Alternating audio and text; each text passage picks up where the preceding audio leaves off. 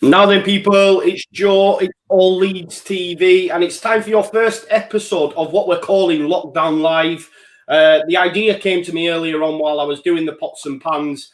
I needed that little bit of escapism myself, and I just thought it'd be a good idea. I spoke to Oscar, so what we're going to do is we are going to do a live every day while this lockdown is on, just to help people. If it helps in any sort of way, it's a great idea for me. I know I've been speaking with the lads off air as well. They think it's a good idea. So again, it's not about numbers, it's not about likes, it's not about subscribing or anything like that. Genuinely, it's just to come together and have a chat about all things Leeds. And if you are a fan of the channel and you want to get involved and want to come on, then please drop me a direct message, because we want to have not that anyone's not normal, that's the wrong word, but we just want to have people on that might not have the opportunity to do it, that want to do it. And if it's not your thing and you just want to watch, that's fine as well. But as you can see, you might recognise a few of these faces, to be fair. These were the first lads that dropped me a message and said they'd be up for doing it. So, of course, happy, yeah, let's make it happen. First of all, we've got Scott from Backyard TV. How are you doing, my man? Not too bad, mate. What's a crack? Glad to be back. Glad to be back on yeah. This is like what? Yeah, this must be your hat trick now, I think. It is. I'm on a Patrick Bamford tonight. Yeah. You actually did it. You actually did one episode. I was in there with you. Post-match. Yeah. Scott, this is the mad thing about Leeds fans. We were actually talking about it off air. Mitchell made a point about Leeds fans. I barely knew Scott from Adam. Well, I didn't know him at all. And I said, look, mate, if you want to go to a game, I've got a spare room. You can come and stay at mine. So, yeah, Scott came and stayed at mine, and we went to only out of prison 2 days as well. Mate, you should have seen the conversation I had to have with my partner when I went. So there's a guy coming over from Northern Ireland. I don't really know him, but he's coming over and he's going to stay and we're going to go to a game. You can imagine how that went down. But, yeah, great to have you back, mate. Absolute legend. Yes. Yeah, good, man. We've got Mitchell Emerson. Mitchell, you've been on before as well, actually, way back when, right? 2018. We'd had 3 games coming up, I think, and I think Sheffield United were one of them, and we hadn't beaten them since 1992. Yeah. So I remember being on with you and Oscar, and I remember we all said, how many points should we accumulate this week? I think you two said 6. I said I want 9, and the 3 Sheffield United and Jack Clark, obviously Fernandez, and we won. So yeah, man. Yeah, it was great game that, actually, to be fair, wasn't it? Obviously, Henderson making the error. I think Pablo, little chip over Henderson into Jack Clark. No, Jack Clark, no, chip over him. Yeah, other way. What a time that was, actually, to be fair. You've been doing a lot since as well, Mitchell. I've seen you doing I tell you what, I seen you didn't see you, but I heard you do the interview on BBC Radio 5 Live, actually, and you were the first Leeds fan on them sort of channels that actually spoke sense. So big shout out to you for that, mate. How was that? Well, I won't comment on the sense part. I'll let you guys discuss that one. But no, it was brilliant. It was nice to speak, because obviously Chris is a good friend of mine. I'd say now. We've had a lot of discussions and things that have gone off behind the scenes as well. He's a really good guy, and yeah, I think just sometimes though you've got to have some Leeds fans that have got to go on there and try and just put it to them a little bit, because I think on a lot of sports shows we've seen that I don't feel like they appreciate what football and the brand of style that we have at Leeds, and especially under Bielsa. I think people take it for granted, and when he's gone, which we don't want to think about, but I don't think the Premier League will be as good off. No, definitely not. But it was, because we all remember it was only was it last week or the week before where you had that supposedly Scouse Leeds fan phoning up Talk Sports saying he wanted to get Big Sam in and that. It's just, that's a load of lies. He was nowhere a Leeds fan, was he? No, and then afterwards, after he'd said that, he'd almost jinxed it, because we beat Burnley and West Brom. I wish they'd have rung him back and got him back on and seen what he'd have to say. It's going to be a bit difficult when the guy actually doesn't exist. Yeah, exactly. When you have to get the producer as well, can you come back on and pretend to be a Leeds fan again? It's just some bloke in the back room, isn't it? Yeah, definitely. And introductions. Big Lou from, you do appear on LS11, don't you, my man? Yes, I do. Yeah, love it, mate. Love it. Yeah, good. How are you doing? All right? Yeah, not too bad. Just talking about the nice to see some good punditry and stuff like that. It's few and far between at the moment, isn't it? Bit of a hot topic. Yeah. But one thing I would say on that is we're very quick to sort of jump on down people's throats. I think maybe a little bit we need to take a look at ourselves. And I'm the same. Somebody says something that we consider stupid, but you have to remember not everybody knows about Leeds as in depth as people like us that would follow it religiously and stuff. But saying that, some of the things that have been said are have just been like pretty basic, haven't they? It's like it's really difficult to listen to. But obviously, Jimmy Floyd Hasselbank's got a job now, so that's one less person we have to. Exactly. Yeah, I'm with you on that. So, How was it? Yeah, well, he's Burton Albion manager now, isn't he? Didn't they get beat 5-1 as well in his first game? Yeah, sounds about right. That's the Jimmy Floyd effect. Yeah, exactly. I absolutely love it. Absolutely love it. I'm just gonna, guys that are watching, get your comments in, get your questions in. As I said, there's no strict format tonight. If you want to ask us anything, and we'll chew the fat over it. Get your questions in. Caden Moses said it's a good idea. Carl Watson said great idea. This channel has helped me loads this year, which is absolutely great to see, and that's what we're doing this for. Philip says, so glad football is still continuing. Boys, were you ever worried at any point that with all the cases rising that football could be for the chop? Does anyone want to take that? Well, I mean, obviously with Sam Allardyce, I think they've been in charge 19 days of West Brom. That could be completely wrong. But he wants a circuit break, and then he's saying at 66, I think he said that he doesn't feel safe. Well, first of all, the predicaments you're coming into at West Brom. The pandemic's still ongoing, and if anything, we're hitting another peak. So why he took the job if he felt that bad about it is surprising. But I think he's now realising that it's quite a bigger task than what he already realised. Yeah. So by having a circuit break, similar to Aston Villa last season, it gives them time to recuperate, get the refreshing the mindsets a little bit, and that can almost spiral them then afterwards. But I don't think a circuit break's going to happen, even though we've had another 40 cases, I think it was today, player and staff. I don't know though. It's not. That's not a lot though, is it? I mean, is that just players, or is it? No, it's everything. I think, isn't it? Yeah, it's everyone. Yeah, I don't know. I mean, I'm thankful. I mean, I didn't think it was ever going to be closed, really, to be honest. But I'm glad we don't have to sort of get excited about Bundesliga again at 2:30 on a Saturday. We can actually. You know what though? You make a huge point, Lou. For me, like if football was to go, it would make this lockdown 10 times worse than it already is. For me personally, because football is my escapism. Do you know what I mean? So if that was to be taken away. I understand a lot of people might read that and say, yeah, there's more important things to do. But I'm just speaking from my own personal standpoint. I think for me, it's been huge that it has continued because, we all miss that being able to go to games, etc. We all have friends, etc. that we'll meet and stuff like that. So, yeah, it's important that it has continued for me. Gipton Gimp, which is possibly the best name on YouTube, says, good to see the new format working tonight on the railways. It's absolutely Baltic. We've had a super chatting as well from Samuel Epstein, who says the guy was working for Big Sam, trying to get him a job, but was left with egg on his face when we beat West Brom 5-0. Very, very fun times, which it was in relation to the guy on TalkSport. Guys, we've seen today as well, obviously, it is January.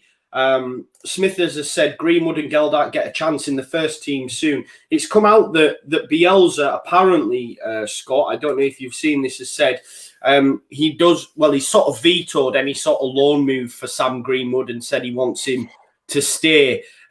What are your thoughts on that? Do you think maybe we might see someone like Tyler go out on loan instead and Sam Greenwood maybe get a chance? 100%. When we signed Tyler, I was really excited and thought he's going to be something special. I don't know what it is. Just sort of every time he gets a bit of a break, he plays maybe 2 matches particularly well, and then there's nothing from him. And unfortunately, now that we're in the Premier League, we can't afford to have any passengers like that. And I think I could see Sam Greenwood getting a shot before Tyler Roberts. I could see Roberts going out on loan. Maybe the one of the top teams in the championship. I just don't think Tyler Roberts has stepped up, unfortunately. That's just me though. I think whenever you compare to the other players that have really like shocked us, you know, I think at the start of the season we were all saying we need to sign a new striker to replace Bamford. Bamford can't do it, and now look at him. Like every single one of us have got egg in our faces. You know, he's went from being Barn Door Bamford to, oh my God, sign him on a 10-year contract. He's playing brilliant. You know, he still misses some sitters, though. He still misses some sitters for me. Yeah, well, you know, he does, but he's scored a hell of a lot more. You know, and I thought sort of the Premier League would have been tougher for him to score. But I think when you see the step up in the effort made by so many of our players, I just don't feel like that same effort's being made from Tyler. Whether it's an ability thing, you know, maybe he's just not Premier League quality, but I'm a wee bit gutted because I do like him. Do you think he's had enough minutes though? Because he's not really played enough. Maybe. I mean, we were in the same situation in the Championship last year where Tyler Roberts wasn't really doing it, and then there was an injury of some sort, and he came in. He scored a couple of goals against Hull. And he looked really great, and he does do that, doesn't he? He shows signs. He did it the season before against Millwall as well. I think he got a couple against Millwall, maybe Preston. Went injured and he filled in for him. But I agree with Scott in this instance. I don't think him going out on loan would do him any harm at all. As long as it was maybe one of the top teams where there was a bit of pressure, maybe for them to get up. Obviously, he has that experience. He knows what is sort of required.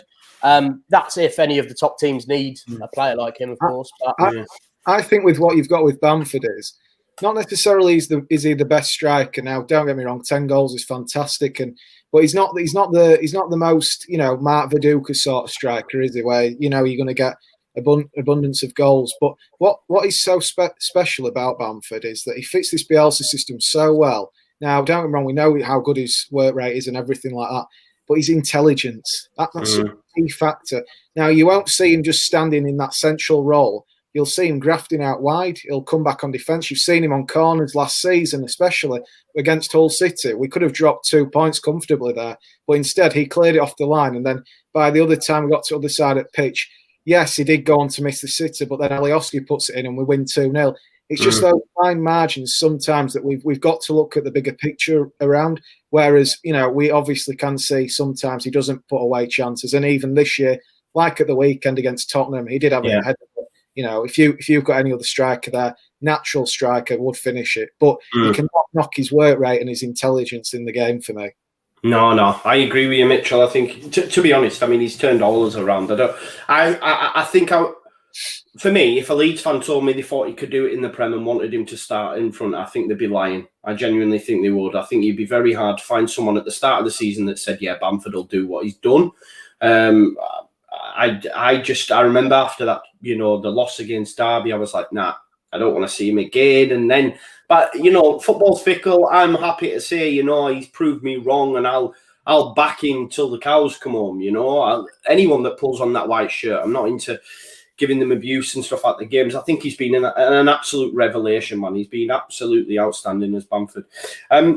White Peacocks asks, who do you think we put in for Calvin for the Brighton game? It's a really frustrating thing that he is gonna miss that game. Obviously, last time he was missing, we got beat 4-1 by Leicester and 4-1 by Palace.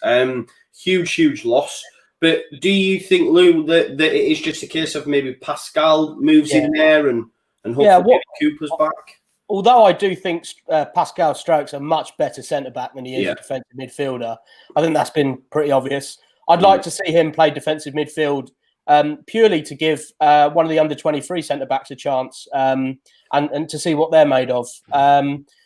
They're few and far between. Someone to partner Ayling. I don't think we're going to go all out under-23s, but maybe Cresswell or Oliver Casey or one of these young lads partnering Luke Ayling, who I can't say enough good things about, to be honest. Luke Ayling at the moment, just absolutely fantastic.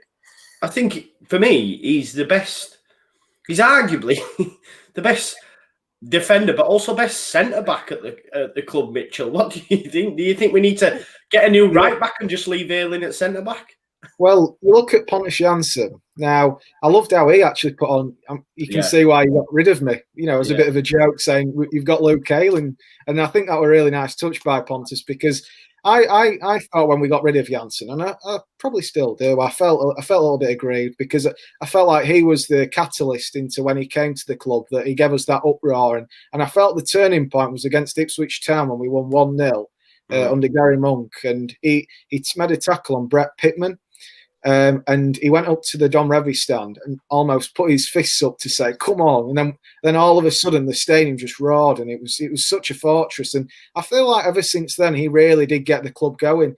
And you know, the character of Pontus was quite a big thing. So, you know, where am I going with this? Yeah, good point. But I just believe that Ayling has filled in a really good role to say that, you know, likes of, we've got 3 international centre backs out, we've got Liam Cooper out, we've got Robin Koch out, and we've got Diego Llorente out.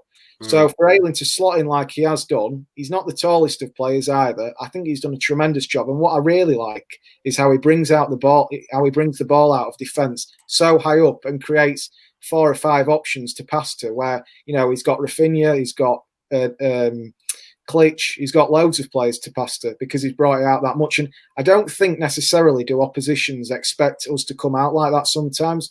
So, you know, I think he's done a tremendous job so far, and, you know, long may it continue. But I do think, just for the CDM part, sorry to go on a little bit, No, it's fine. Who's to say before this Brighton game that we don't bring in someone in, because we are in January now. So we're all on about who could fill in there. We're on about obviously Casey, Struijk going to CDM. For me, I'd leave Struijk where he is. I think he's looking so comfortable, and why fix something that doesn't need to be fixed? You know, I'd leave him in centre back and maybe go into the under-23s, someone who's more well suited to that sort of acquisition in that role, and bring someone in that's comfortable in that role. Yeah. It's a shame that obviously Alfie McCalmont's out on loan, because it'd be a chance for him possibly. We might find that Struijk does go in the DM, because maybe Cooper's fit comes back. You don't know. We've got like it's like 2 weeks, isn't it, really, before the Premier League game. Russ Vernon, who's a friend of the channel, says would give Jack Jenkins a go in CDM versus Crawley on Sunday, and then maybe if he does well, then maybe he gets the shot against Brighton.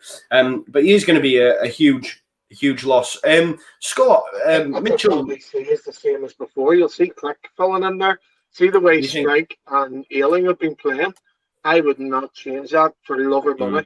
And I think whenever Koch, Llorente and Cooper are all fit, I would find it hard to justify having either one of those centre-backs change at the minute.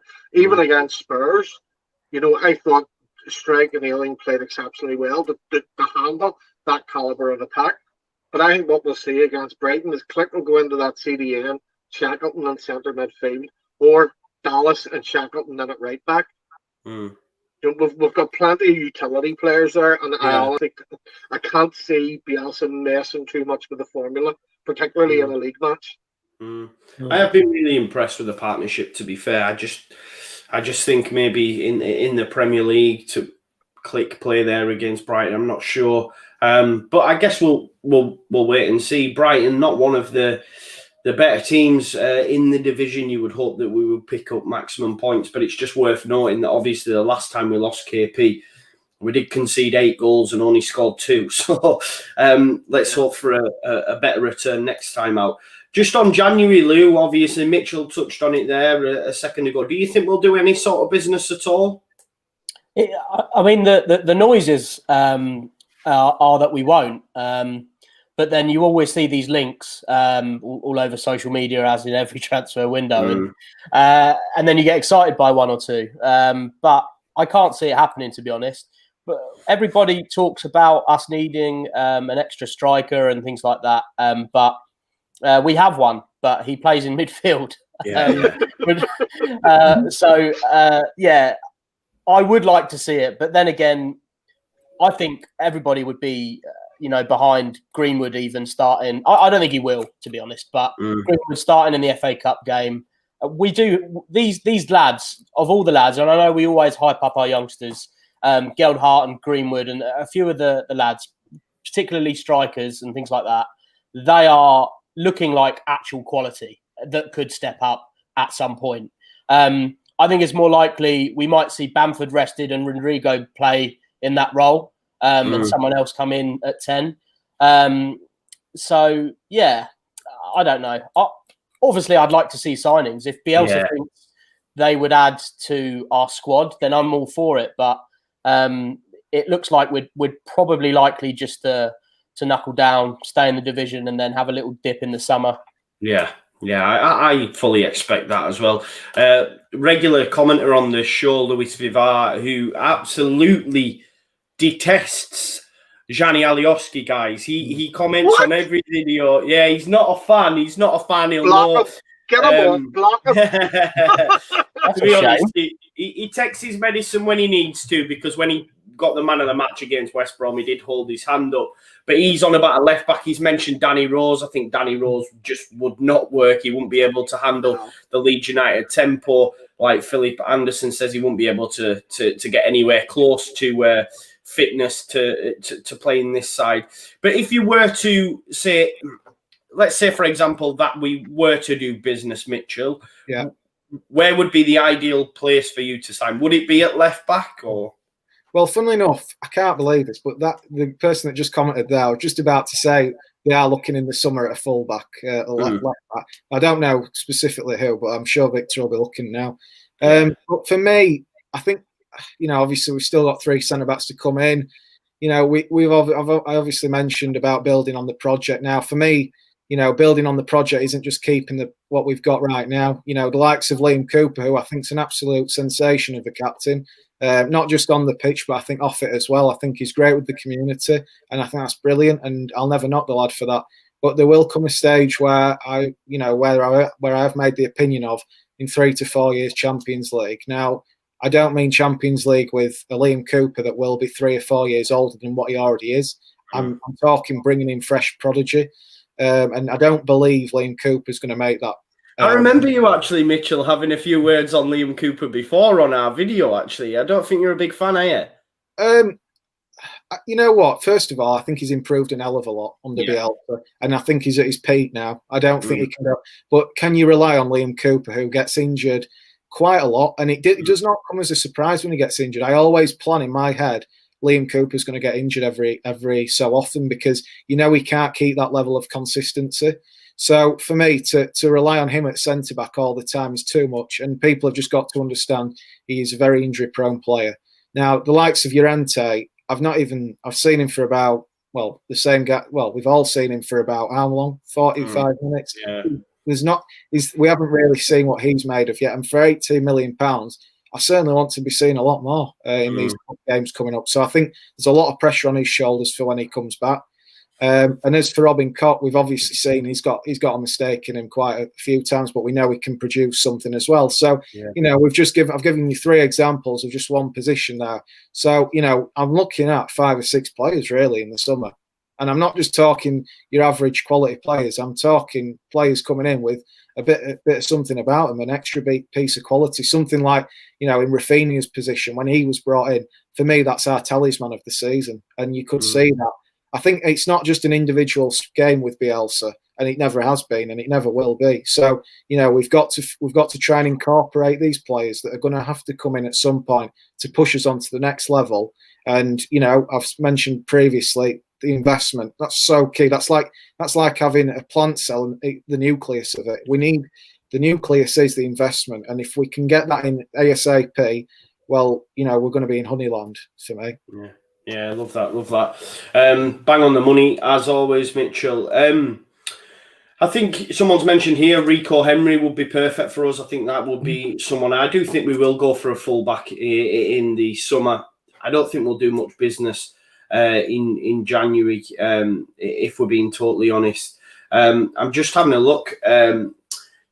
Just on Cooper as well, Scott, I was just, when Mitchell was talking there, I said after the West Brom game that Cooper's going to have a struggle to get back in the side with the way that Pascal's been playing. I think the way he's been playing out balls, especially against West Brom. The amount of times that he fed that ball into Rodrigo, who'd found space, and then we were on the attack. I think we all know about Ayling and the way he progresses the ball, but Strout's done that as well. And I think sometimes Liam, it can be crossfield or nothing, if that makes sense. Whereas Pascal seems to be passing it through the lines and doing pretty well. Do you think there's a case that maybe sentiment needs to be taken out of it, and if Pascal continues to perform, that Liam does struggle to get back in, or do you think Bielsa puts him straight back in because he's club captain? We've seen how Bielsa can be. I don't want this to sound like I'm slobbering about Bielsa, because I'm not. But we've all seen how Bielsa can be fiercely loyal, and with Cooper being the club captain, I wouldn't be surprised if Bielsa put him back in. But with the way Strike and Ayling are playing together, I'm very, very confident in that centre-back partnership. I don't even want to see Ayling go back to right-back right now. The way them two are playing, I'm not sitting, whenever Harry Kane and Son were attacking against us, I wasn't sitting panicking, oh, please don't slide tackle, please don't. I actually felt that even in the other two matches we won as well, Strike just seems very sure of himself. And for a young lad, you know, it's refreshing to see that he's not coming in all guns blazing, trying to prove a point. He's in, he knows what his role is, and he's listening to the ones around him. Like, I've seen a couple of times Rodrigo and Rafinha actually sort of saying different things to him about what way to pass the ball out. And the second half, he was doing it. So, me personally, I wouldn't want to see Cooper back in right now. And last season, if someone had told me Strike would be your best centre-back next season in the Premier League, I'd have laughed at them. But right now, we don't. See if Diego Llorente wasn't in FIFA 21, I would doubt his actual existence. I'm just baffled. But for right now, like Cooper, I'm sorry, and I love him, and I love his loyalty, and I love the way he is with the club and the community and his passion for the club. But right now, you know, I just hope for his sake he doesn't get fit anytime soon, because I would hate for him to be sitting on the sidelines as the club captain. You know, I would hate to be in that position. And I think with a lot of the players that brought us to the dance, there's a lot of nostalgia there. I think even us as fans, you don't want to turn around and say X, Y, and Z aren't good enough and they have to go for us to take it to the next level. But right now, we shouldn't be thinking about the next level yet. We're sitting here doing it, we're laying the foundations. And right now, like, was it 2 more wins, and you're pretty much guaranteed we're not going to be getting relegated. You know, so the way the lower league, the lower teams in the table are playing, I'm not worried about that. But I'm going off on a tangent here. But as for Cooper, like, just right now, he just doesn't get back in for Strike and Ayling. Yeah, no, you bang on, mate. You bang on. Bang on. Go on, Mitchell. You know, Pascal Strike. Sorry to. You know, Pascal Strike, you know, like you were saying, you would laugh if like Scotty said, you know, you'd probably laugh if Struick was going to be the best centre-back for us. Well, funnily enough, and I don't want to sound like I know everything, and I completely don't, it's just an opinion, but I honestly remember watching him against Birmingham City in under-23s. Now, I'm sure a lot of people watching will agree with me here. Now, when I saw him against Birmingham, I have never seen a youngster read as well as what he did at centre-back. He just didn't give them a sniff, and we played so well that day. And he was he stood out like a sore thumb for me. You know, his tackling, his distribution with the ball, pretty similar to against West Brom. And I always could envisage him in the first team. And he's come in, and I said in September, it might be September, to Chris Sutton on the radio, I said he'll be the next £100 million centre back. And we might look back at this video in years to come and laugh, but for me, I really don't think we're gonna. I really do see him as this talent that's going to end up prospering and being with us for the long term. Wow, that is some statement, though. That Mitchell, that is some statement. Let's go on before we come. The next VVD. Luke Ayling was quoted as saying that Pascal Strike was one of the best passers of the ball in the team, if not the best, in terms of range and accuracy. 4 feet as well, I think he said. I think this might have been before we signed Rafinha, who you'd argue has a pretty decent range himself. But I mean, that's a big compliment from a senior player. They clearly trust him as someone that could come in and be consistently good. His first game in the Premier League, his Premier League debut, was against Liverpool, and I wouldn't say he looked like a rabbit in the headlights in that game, which could have been. I mean, it might have been different with a crowd, but I don't think he certainly looked out of place at all. No, definitely not. Fergie's son, who's a Manchester United fan, says, great content today, lads. Thanks for watching, mate. We will be doing a watch-along tomorrow for the City versus Manchester Manchester game. As part of our lockdown live, we're going to try go live every day. So with there being a game tomorrow, we'll do a watch-along for that. So if you fancy joining us for that, make sure you do.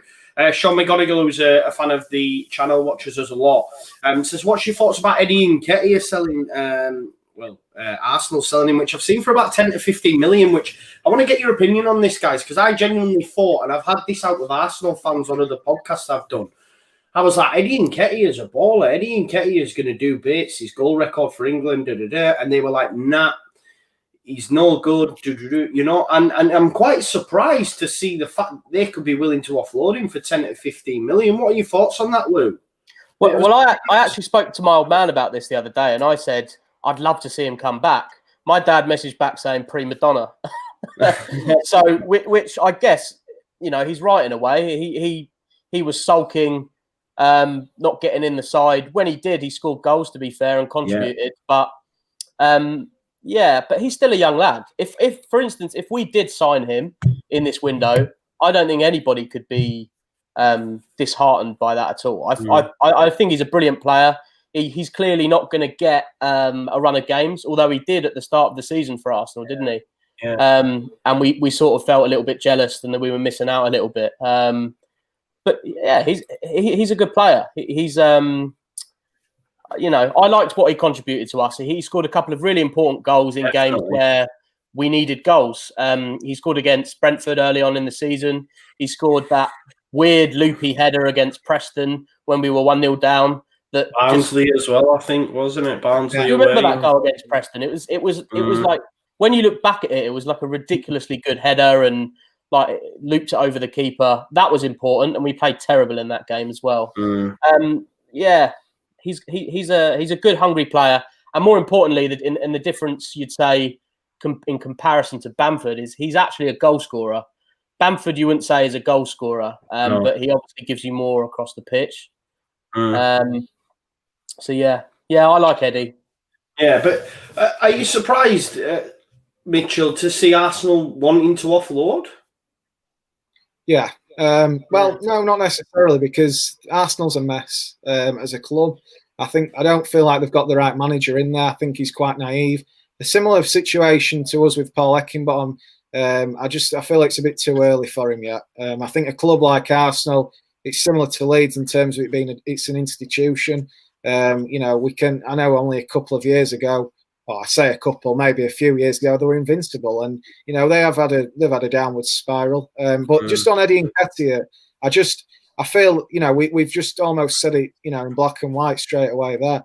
You know, you've got a different striker in Eddie, a goal scorer. Now, that's no disrespect to Bamford at all, but I like to think that we can mix it up a little bit more, because for me, when Bielsa says about, you know, it's just making Plan A better, a little bit cliche for me sometimes. That I do like to see things be mixed up a little bit and confuse the opponent.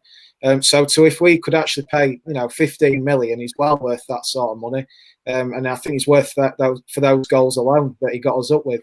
So, you know, if we can bring him in, that'll be great. And, you know, we know where he's going to be. He's a poacher. He likes to get in there. And, you know, in some games, we're going to need that. And, you know, not every game is Bamford going to be the straight answer.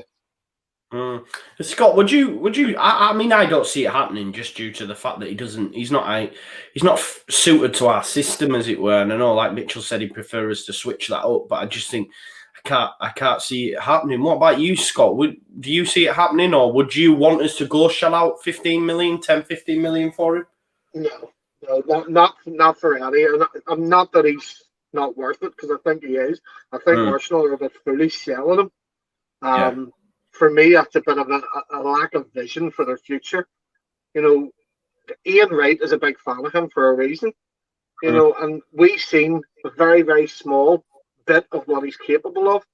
And I honestly think Arsenal are stupid for selling him. I really do.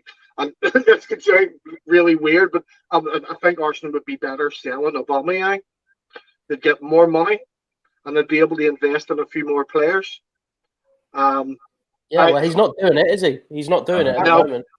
No, I've got to say though, the difference between us and Arsenal is we actually try and stick at it and try and, you know, we don't swap it about so much. They've got I feel like they've got too many good players in a certain position, and then they just end up just chucking them all in just for the sake of it. You know, you see Aubameyang, Lacazette, and Ketia.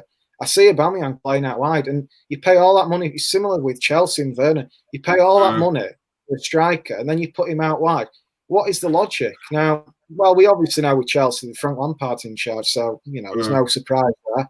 But with that, but I think with Arteta, I don't really think he's got much of a clue in terms of how he puts his team out there. There's no real strategy, and I like to look at a team and I like to know what's going off. Like, I like to see there's a certain style to play, and with Leeds, it's so pinpoint, it's ridiculous. But with a team like Arsenal, when they came to Ellen Road, they were one of the worst teams I've seen, and I'd say that's quite a concern for Arteta with how valuable that squad is. And there was one player on there that was worth 75 million, or they paid 75 million for, and I didn't even think he was as good as Alioski, who played left fullback for us. So that's saying something. Yeah, I mean, Arsenal have turned a corner of late. They do seem to be picking up results. Obviously, Emile Smith-Rowe's been given a shot and been doing really well. I think Lacazette's got a couple in the last few. So they do look to have turned the corner a little bit. A name that has been mentioned a few times, I don't know if you've seen this, guys, the kid Elisa from Reading. As Owen Hargrave said, he's so creative and young, he's class. I think it's been mooted about 8 million. Have any of you seen anything of Elisa? Yeah, he's watching the Tim Pot League when we get out of it. His name has been sort of hovering around in the last couple of transfer windows, hasn't it? A little bit. I don't know. I feel like no disrespect to Reading, we probably should be looking in the bigger leagues for better players, really, rather than sort of spending under 10 million for a player who we might not be sure who does it, who will do it at this level. You know, we're talking about players like Tyler Roberts and other players who we have in our squad who are being labelled as players that might not, you know, be able to sort of manage in the Premier League, or we might be getting rid of them soon, and this sort of thing. So, yeah, I'd like us to be a little bit more ambitious than that, rather than taking the best players from sort of what are essentially mid-table Championship sides. But that doesn't mean I don't think he's a good player. But is he better than what we've got?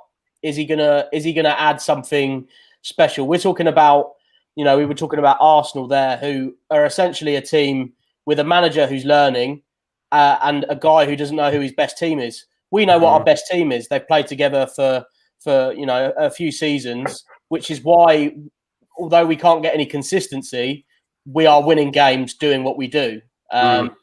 So, yeah, I'd like us to be a little bit more ambitious. But from what I've seen, and Reading are actually doing all right, aren't they?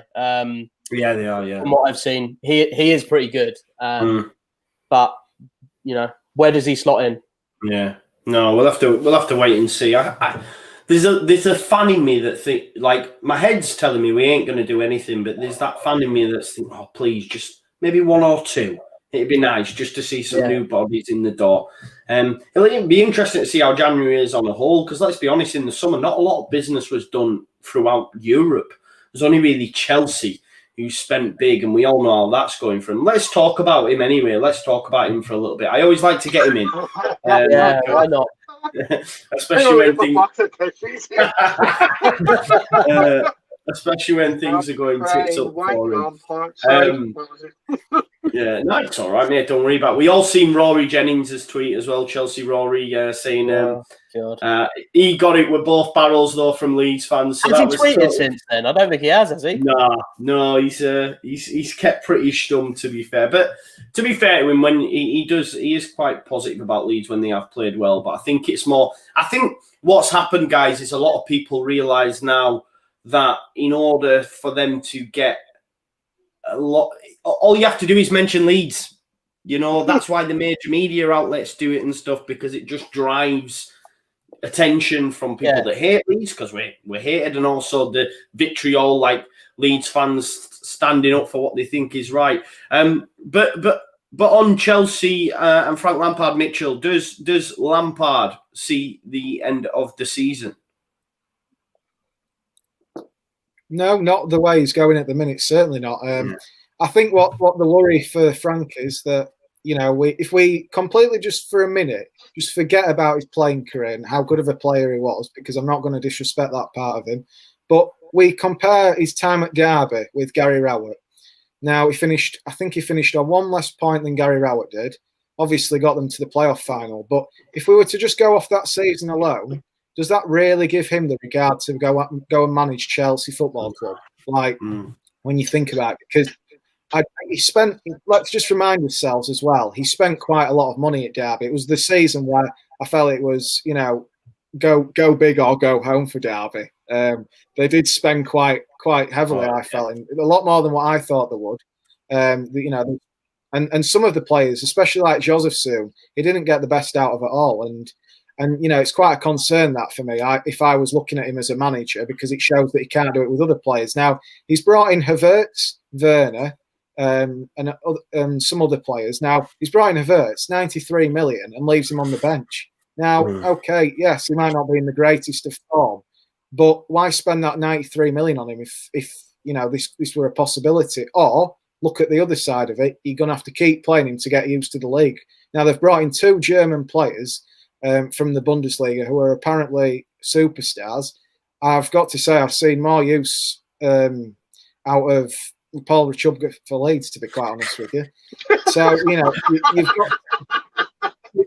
you've got to look at that side of things. And almost, you're not necessarily, I know everybody's human, but when you come with a price tag like that, the pressure comes with you on the shoulders as well. Yeah. So for Havertz and Werner, for him not to be getting the best out of them, Lampard can't keep putting the blame on his players like he has done. He's saying he takes 5% of the responsibility. I think there's more people in this in England that have had the coronavirus vaccine more than this. So, you know, in terms of how much blame he takes, I just don't understand it. He was quite sheepish, I thought, in his last interview. Yeah, like, the aura around him was very sheepish. Yeah, he didn't blame his players as much this time round. I think he knows he's a man under pressure. Yeah. Like, do you know what, Lou? You bang on the money, because if you compare his interview after Arsenal, where he's digging everyone out, then it came out in the press that apparently Havertz and Werner ain't keen on him, and there's been a bit of a breakdown in communication. He's calling out all the players, and then in the next one, he's like going, "Oh, don't worry about," you know. And I just thought, wow, that is a just polar opposite to your Arsenal one. And I genuinely feel he's like saying, "Please keep me," because he's like saying Liverpool went through this, Man City went through this, but come on, Man City have got Pep Guardiola, Jurgen Klopp had already won titles in Germany. You know, you're a no-mark manager, Frank, that, to be honest, took Derby backwards. And if you didn't have the backing, i.e. the likes of Mount, the likes of Wilson, that were all brought in for big money on loans, you know, then he wouldn't have got anywhere. Scott, talk to me about Lampard, man. He's a tit, isn't he? Tit? Just one tit? 2 friggin' tits? He's an absolute moron. It's like somebody has... Do you know what Frank Lampard is? Frank Lampard is a 12-year-old that's put a cheat into Football Manager for unlimited funds. And he's bought some of the best players in Europe, put them in a team and expected them to play fantastic. Yeah. All Frank Lampard has ever done was we beat Leeds in the playoff semi-final cup in that one match that season where they beat us, and then took a shit in our changing room. That is all Frank Lampard has done. Yeah. Frank Lampard he's a pathetic excuse, not only of a human being, but of a football manager. He just hasn't a clue. And this is what really riles me up. This is what riles me up. Bielsa gets abuse for not speaking English. Bielsa gets abuse for being nominated as one of the best coaches in the world. Bielsa gets berated whenever we're sitting mid-table and lose one game. Yeah. And told that he needs a plan B and needs to change his style. Frank Lampard hasn't a clue about football, and they praise him. Like, the media and the pundits praise him like he's the greatest football manager that England have ever seen. I almost feel like the pundits and the English media in particular are trying to build Frank Lampard up to be the next England manager. Just I don't understand it. Well, look. But then you look what Stevie G's doing with Rangers. Yeah. That's a guy that's been able to transcend being a footballer to being a manager. Frank Lampard hasn't been able to transcend being a twat to being a dick. Apologies for swearing. But that's very false. Do you know what's brilliant about it, Scott? What's good about it is, where does Frank Lampard go if he gets sacked from Chelsea? Yeah. He's not a Premier League. He's not a Premier League manager anymore, which is amazing. And you're absolutely spot on with that. He's hidden behind his big money signings, and he expected them to hit the ground running straight away, and they haven't. And it's brilliant. And it's brilliant. And they won their big cup final against us, where he was ecstatic, visibly ecstatic, beating us. And I think that's. To remember, he told Klopp to stop being so arrogant after Liverpool beat them and won the league. And then he's celebrating like mad because he won a match against newly promoted Leeds. Yeah, he's a loser. He is a sad loser. Yeah, embarrassing. I love. Yeah, the media. The media all try, saying that he doesn't do this and that. It's blatantly obvious. You could see. I mean, I've got a friend that knows Jamie Shackleton. Now I won't go too much into it, but all I'm going to say is Bielsa doesn't like Lampard. Go into it. I said go into it. Trust me, Bielsa does not like Lampard, and I know he doesn't show it. But I mean, you saw as well Lampard. They said, I was talking to Sutton about it. I said, you could see for that third goal there was a lot of spite I felt in it when he was celebrating. When they got that third goal, you saw him punch the air to say, and then, but didn't. But Bielsa just was on his knee. Yeah, it was on his knees, and he almost spat at the floor as in to say, "Yeah, I do one, mate. I've done more than you'll ever do in your lifetime." You can tell, though, can't you, how decent a bloke Bielsa is, regardless of football. He likes people like Slaven Bilic, and who gets on with people like him, because he's a bloke that is class. He's respectful. He's a proper football man who understands what Bielsa does is brilliant. The people that don't are the ignorant people like Frank Lampard, who just weirdly refuse to accept that Bielsa is anything different to anyone else. And he almost takes it personally, doesn't he, when people praise Bielsa. And I think that he got this weird thing in his head, and it happened obviously with Spygate, that he was somehow producing something special at Derby's training ground. He's embarrassing, and I'm so hopeful that Chelsea keep crumbling, because it will be funnier than any other team. Do you know what? I'd happily see Man United win the title if it meant Chelsea finish in the bottom half and Frank Lampard loses his job. Yeah. There you go. Look, I said the same thing to Man United fans. Honestly, are so scum fans.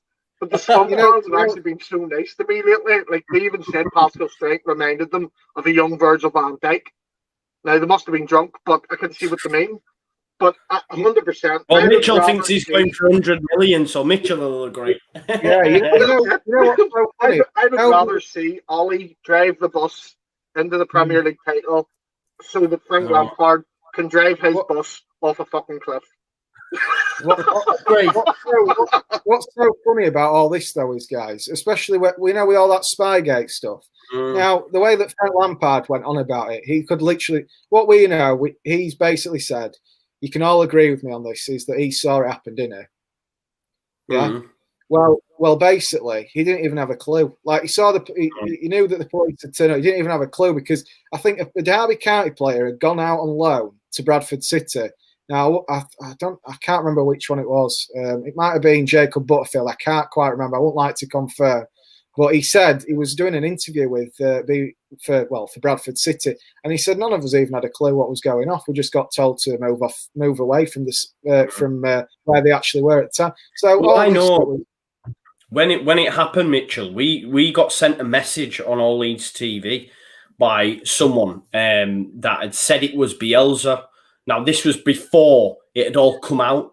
And this person knew Dwayne Holmes, who was at Derby.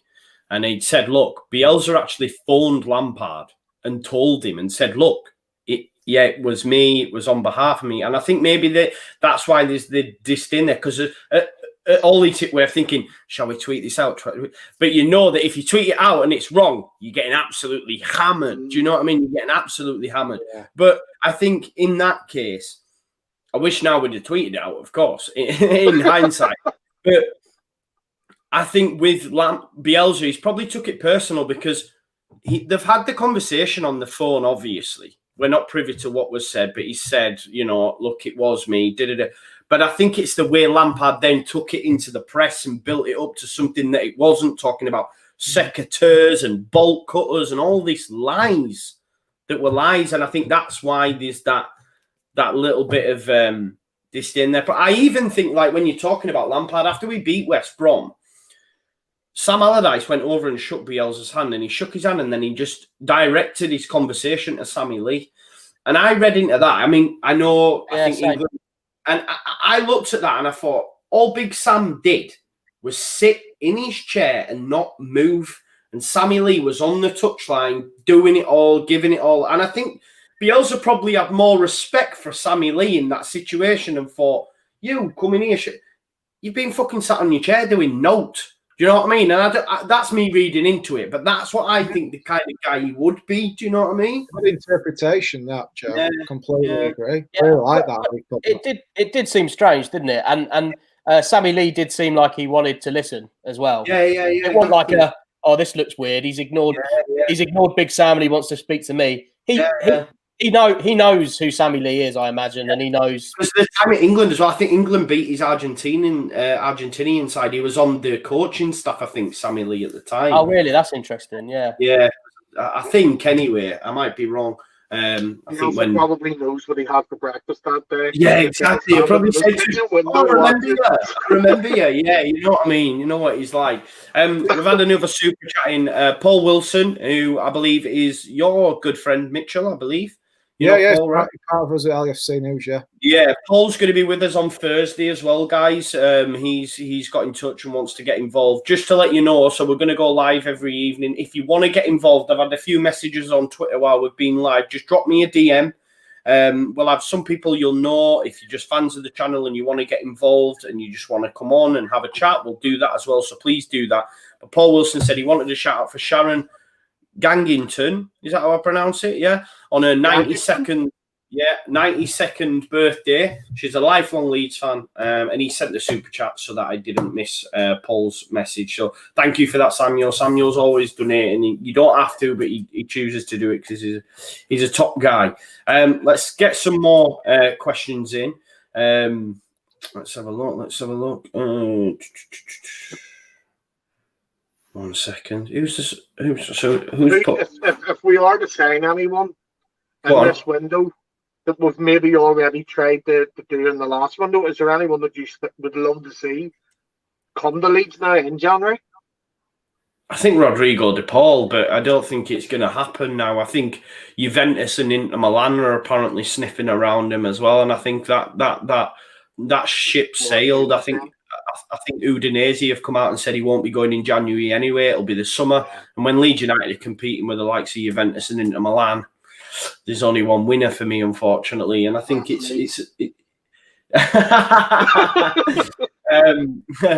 think what about Ben White?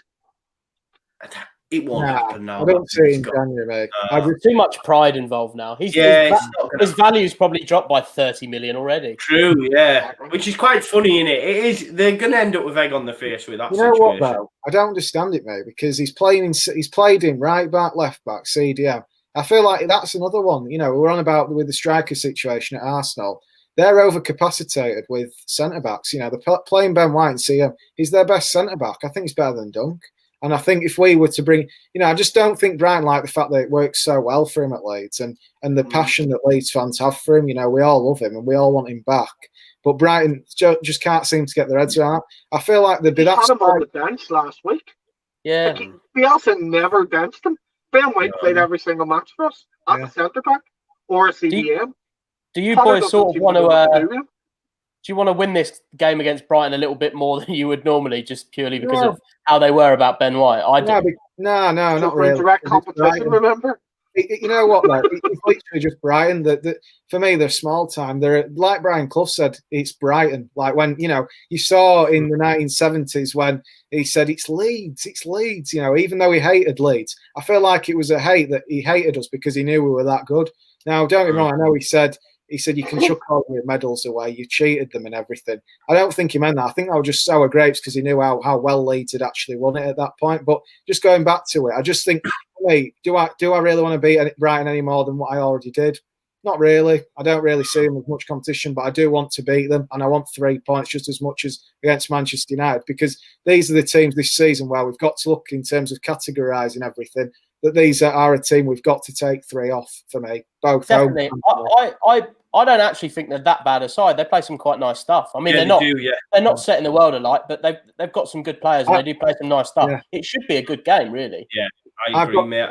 I've got to say, Lou, in terms of what you've just said there, me and my mate Brad, we actually looked at everything, and I said to Brad, I said Brighton are a team that should have taken more points than what they've got, but in terms of, I think, in experience and just stupidity, they've not. And I mean, if you look at the game against Manchester United, they should have won about 5-2. They ended up losing 3-2. And Man U somehow managed to get a penalty after the full-time whistle, which must go down in history.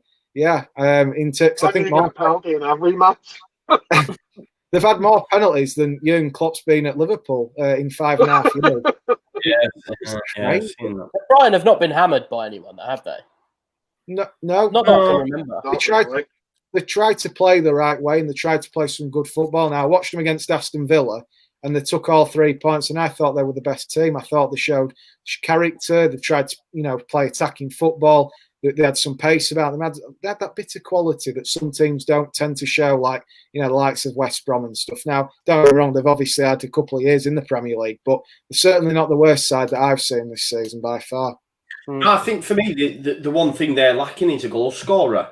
Maupay, if they had an out-and-out goal scorer, I know Maupay's done a bit, but I think they just can't score enough goals for me, Brighton. But they do play some decent football. I know they scored a couple against Wolves the other night, but over the course of the season, I don't think they've scored an awful lot. But they are a good side, and I think it will be a good game. We've seen up against Cooper's Swansea side, they were a tough nut to crack, weren't they? Do you know what I mean? Yeah. I think Dan James has been linked to going there as well. Just on that way, what are your thoughts on the Dan James situation, Scott? Would you want to see us go back there? He's overpriced now. Did Man United value him at something like 58 million, did I read? I liked him, I liked him up until we got beat 6-2. I always thought he was our player, and then when I seen him scoring that, I was like, the only game he's going to play as well. He'll play in that game, the game against us, and then he'll play again against us at Elland Road. Elland Road, yeah, that's it. Yeah. I think it's a case of Ollie doesn't know what to do with him there. And I think Scum have got a lot of. My best mate, I'm the brother-in-law that I'm surrounded by Scummers, but I say to them all the time, I think Scum's problem is that they've got too many players in similar roles, and Ollie doesn't know how to put them all in. You've got Bruno Fernandes, Pogba, and Van de Beek in particular, who on paper would be starting for any team, but they all play a very similar role, and you can't have 3 players doing the exact same thing. Yeah. And then he doesn't really know how to train Dan James, and I think that's where Ollie's different to the likes of Bielsa. So the team would be destroying the league. Yeah. But Ollie's a good manager, but he doesn't know how to coach. They win the game in hand and the top of the league, man. Which is absolutely. See, the last time we were top flight, Scum. Sorry, I keep going to say Man United, but the last time we were top flight, Scum and Rangers were the 2 top teams in England and Scotland, and it's history repeating itself again. But I'd read there this week, the reason I mentioned Rangers is I'd read this week that Victor Orta has been keeping an eye on Stevie Gerrard as a potential replacement for Bielsa. I've heard it a few times as well. See, after watching Rangers, I know why. They play the exact same style of football we do. Same style of football.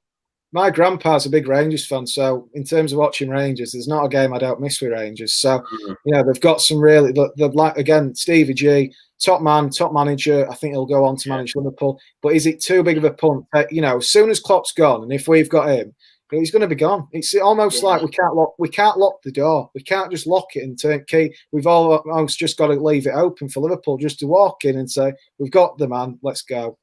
That's why we've got to put a 20 million release clause on him if we did get him or something. Would you? So I've spoken about this on a few podcasts when people speak about Gerrard, and I say, look, I know that the powers that be at Leeds United are actually very keen on him. They were keen on Boyu as well for a period of time, and while he was at, I think he's still at Charlton. Is he still at Charlton? Yeah, he's still at Charlton. I don't see that happening now, but I genuinely look at the Stevie G one. But then it begs the question if someone will have snapped him up between now and when Bielsa goes, because I think Bielsa could be here for a little while longer yet, if I'm being totally honest. I'm not as worried as I was. I think another 2 years after this season. Yeah, I agree. I can't see him sticking that would feel like the end of the project, maybe for him in a couple of years. I think what everyone's got to understand is because of his age and things, he just likes to take it yearly. He said himself, I feel comfortable, I feel accepted here. And he knows how much we love him as fan base. I mean, he's already spent the longest he's ever done at a football club with us, hasn't he? Yeah. Bamford's the top scorer, which you would never even imagine under him. But, even saying that, you can't say that with a straight face. I'm sorry, if Patrick's watching, I do apologise. But he's probably on COD twitching. Have you ever watched Bamford streams on Twitch? Does he miss his shots and stuff? Oh, does he like a stormtrooper, can't tell anything. Brilliant. But I mean, I just want to say, like, in terms of Leeds United, I think we're making some great progress. I think we're really now. I feel like we're hitting another peak again. I know we got beat to Tottenham 3-0. Some people say it's a free hit. I've never liked that wording, free hit. I know they've spent a lot of money. Again, their wage bill in terms of compared to ours is just ridiculous, and we've still to get up to that level. But what I do love about Leeds is we haven't got egos. There's likes of Bale who wouldn't play at Real Madrid because he'd rather go golfing. Imagine a player doing that under Bielsa. You know what? You wouldn't even see him sold. You'd see him released. That's it. We don't want bad apples. One thing about Leeds, they all work for each other. Every time we play a different team, it's very rare you see, okay, Bamford got an hat-trick against Villa. But look against West Brom, 5-0, 5 different goal scores. Yeah. And then you've got the likes of Struick coming in. Another one who we've already mentioned, top player. As soon as he came into the lineup, I felt like defending corners. Ignore the Tottenham game for now, but we kept 2 straight clean sheets, and that's no disrespect to Liam Cooper going out of the team, but we have got reinforcements and we've got players there that like Scott's mentioned about the utility players that can just come in and do a job, which is fantastic. And I actually think we're doing more than reasonable in league. I've said this before a few times, Mitchell, about you can tell the sort of personality of the lads and the way they talk in interviews. You can tell they're nice blokes as well. Like. And I know it doesn't sound like a lot. It's in some people's heads, it's mostly about footballing ability. But you look at people like Click and Bamford and how they speak about the club, and then people linking us with people like Danny Rose, who is renowned for having a stinky attitude. Do you think we need a documentary? Didn't you? Mourinho. I mean, I was trying to wonder who's the manager here. Yeah, you don't want him stinking out 4 parts with that attitude, do you? It's in car crashes and stuff anyway. I don't want all that. No, exactly. Exactly. You hit nail on head, mate. Absolutely, pal. Definitely. Yeah. Right. Well, we've done an hour. Before we do end up, I'm going to ask you: where do you see as finishing this season? And what's a good season for you overall? Bearing in mind how we've started. Just to remind everyone as well, as I said, we are going to go live during lockdown every night. Tomorrow we're going to do a watch along for the Carling Cup semi-final between City and that team across the Pennines. So if you want to join us for that, make sure you do. We've got a Thursday show lined up, which will be much like this with some more guests. Friday, we've already boxed off. I think we might be doing a quiz Saturday. We'll look for something. If you want to get involved, just drop me a DM and we'll fit you in somewhere. But yeah, Scott, this season, then, mate, where do you think we'll finish? What's a good season for you? I've kind of hemmed and hawed and changed, sort of depending on our run of results. Like after the Liverpool match, after our opening game, I've been very much like you for a lot of the season, Joe, where I went, we're going to end up in Europe, you know, and that's where I was for a lot of the time. And then we had a couple of poor performances, then with a couple of good performances. See, truth be told, all you have to do in your first season back is be better than 3 other clubs. Yeah. And I've said before, we're better than at least 7. So for me personally, anywhere above 14th is a great first season back.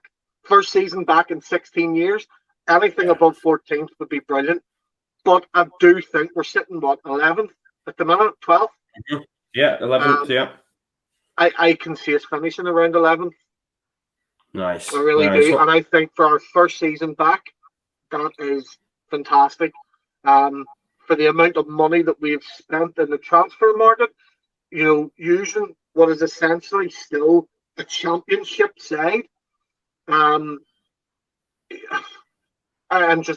extremely proud of what is going on with our club at the minute. I'm actually getting a bit theory here. Even Radrizzani, I think today marks his 4-year anniversary of banning us out. Yesterday, wasn't it? Yesterday. Yesterday.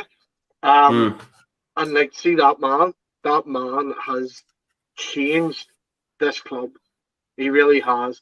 And for that, our first season back in the Premier League, anything above 14th is brilliant. Yeah. No, definitely, I agree, mate. And you are right. Radrizzani gave us our football club back, didn't he? He's an absolute saint for me. I don't think he can do no wrong. I know he's done some wrong things, but I'll always be grateful for what he's done as custodian of this football club. You just have to look round Elland Road and see the work that's been done around there. It feels like a proper match. When you go to Elland Road now, it's a proper match day experience, man. You know, I can't wait to, when my boys, you know, I'm going to start him from about 4 or 5, I reckon. But I can't wait to take him round though and go around the Legends or the Centenary. That was not all there, but it now is, you know what I mean? And all the stands are named after everyone now. He's just, I think he's been great for us. And he wants to make sure for the club. Yeah, he's not going to just bin this club off as well to the highest bidder. When he does move on, he's gonna make sure it's in safe hands as well. If he does, you know, ever move. He'll make sure that bloke is not a complete loose cannon.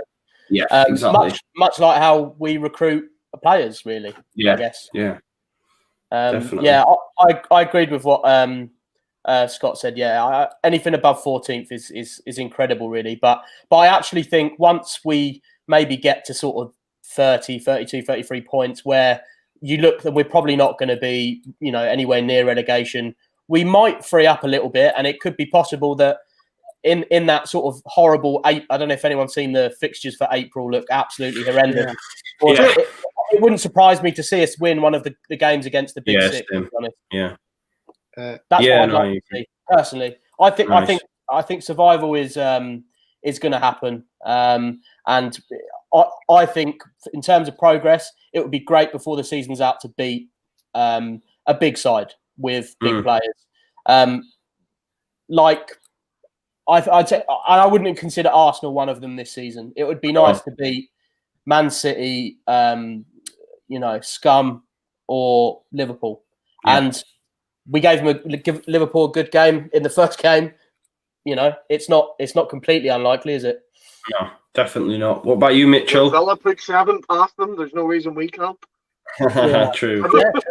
I think this year it's just keeping his feet on the ground more than anything. Don't get carried away, sort of thing. Because there will be a time where we'll get, you know, I think we'll come on a lot, and you'll see us probably win 4 or 5. And well, again, saying about Europe, but I just think this season, I don't think we're going to beat enough top 6 teams to earn that sort of right to be in those spots. And I don't want to jump at it too quick. I think sometimes to have that steady progress, you know, instead of just jumping straight into it, it's not a bad thing. I think for our players this year, it's just getting used to this Premier League style, the quickness of it, the sharpness. It's a lot more ruthless as well in every aspect. So for me, I think around that 9th, 10th, 11th spots, I think they're more than reasonable. Like Crystal Palace, they always seem to be about 12th or 13th, and every season they beat pretty much the similar opponents every year, and they sustain a reasonable finish. So, you know, in terms of them maybe building on that, I think, you know, we've all said about what owners and, you know, not selling it to anyone. I don't think anyone will be getting it sold to, you know, for a long period of time. I think it'll be the 49ers that are going to just take a bigger stake in the club. I think they're almost, you know, we're in this plane. You know, Andrea probably will come off that front seat, and I think the 49ers will almost turn it from a jumbo to to something even more extravagant. And, you know, he did say himself, I watched him getting interviewed by an American, I can't remember his name now, but he was part of the 49ers franchise, and he said, we want to take it that extra further, and in 10 years' time, we want to be competing with the top 2 spots. And I don't see why that can't happen. I think the fan base, the club as a whole, I see it aspiring even more. There's plans in place to extend Ellen Road to 55 to 60,000, and ticking all the right boxes for me for where this club can actually go. So for me this year, if we're just basing it on this year alone, 9th, 10th, 11th, why not? And you know who's up front when we're in the top 2? Erling Haaland. Yeah, that would be beautiful, wouldn't it? Well, he said to Stuart Dallas, didn't he, marching on together, and don't you worry, Erling, we'll be coming for you, mate. Yeah. Love that. I mean, for me, I still think Europe could still be a possibility, but I'll take top 10. We were going to leave it there, but we've had a super chat come in from Christopher Junction. Just a quick one on this. Christopher Junction says, FA Cup, go full charge or not? Scott? Yeah, go for it. Go for it, yeah. Cup run, Big Lou? Yeah, I'd like to see it, yeah. With majority young lads in there showing us what they can do. Definitely. What about you, Mitchell? Yeah, why not? There's nothing else to go for. We've not got a Premier League. It really used to make me laugh when I remember Gary Monk being at Swansea. A lot of teams do it, but I just remember him specifically. He's playing Bournemouth. He was so disrespectful to the cup. A team like Swansea, we're never going to go for the Premier League. I think a cup run for us. I could see a team like us winning it this year if we really do go for it. But in terms of when I say go for it, obviously against Crawley, I don't want to be seeing a load of players out. Click looks absolutely knackered. He needs a week off. You know, take some at youngsters, give him some experience, and gel them in with some at first teamers.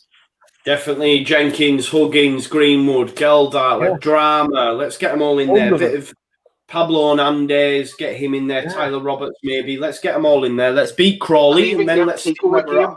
Kiko needs game time. No, don't put him in. He will play another keeper, mate. Put Elia in or Caprile. I don't ever see him again. I don't honestly. He probably will play him, and he'll probably make him captain if I'm being. I'll tell you what. I do not agree with that one bit. If he does, I'll be fuming. And he did it before, though, right? He did do it in Hull. Right with me. For the first round. Flashback to Heston here. Anyway. If anyone can help Crawley produce a giant kill, and it will be Kiko Casilla in goal, to be fair. 100%. Casilla in Spanish translates as box, which the irony is he doesn't even stay in it, does he? I did not know that. That's brilliant. Class. Right. So, Scott, obviously not everyone who will come on will produce content. These just lads got in touch. But, Scott, I know you do on Backyard TV. Let the people know where they can find you. What can we expect? Yes, so pre-match, post-match videos all on Backyard TV. YouTube.com/Backyard TV. I've also got my brother chipping in the odd time with all loans, aren't we? But he's being a lazy toe rag at the minute and won't do them. So Adam, get the video done. Adam, get the video done. I've met Adam as well. Pull your finger out, Adam. You did. You met him. Was it Sheffield Wednesday game? I think so, mate, yeah. He's actually living in Leeds. He actually got beat, I think, right? Yeah. The two matches I went to last season, we lost them both. No. It was 0-0 against it.